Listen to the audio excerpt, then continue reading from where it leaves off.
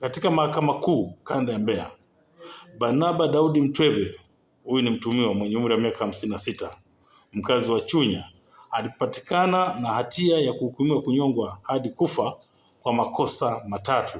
La kwanza ilikuwa ni kuua, ambapo aliua watu wawili aliyotenda dhidi ya aliyekuwa mzazi mwenzake aitwaye Harriet Lupembe mwenye umri wa miaka 37 na aliyekuwa mwalimu katika shule ya msingi Mbugani.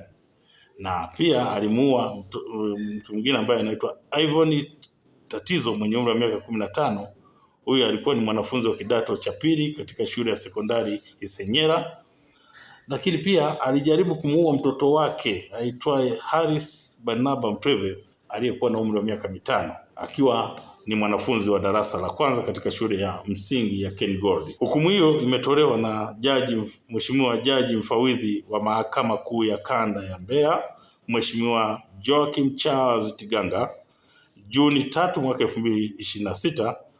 Kabla ya hukumu hiyo, ilielezwa kuwa mshtakiwa alitenda makosa hayo Machi 31 mwaka 2024 majira ya 2:30 za usiku huko katika kijiji cha Kiwanja, kata ya Mbugani, wilaya ya Chunya, katika mkoa huu wa Mbeya. Na alifanya hivyo baada ya kuingia ndani ya nyumba aliyokuwa akiishi mzazi mwenzie Harriet Lupembe na mtoto Ivan Tatizo na mtoto mwingine ambaye ni Haris Barnaba, kisha kuwapiga kwa kitu butu kichwani na kusababisha kupoteza maisha. Huku mtoto Haris Barnaba mwenye umri wa miaka 5, huyu alijeruhiwa kichwani, na kisha baada ya kufanya kitendo hicho, huyu mtuhumiwa aliwafungia ndani kwa nje na kisha akaondoka na funguo za mlango. Kutokana na umahiri wa askari wapelelezi wa makosa haya ya mauaji, waliweza kumkamata na akafikishwa mahakamani.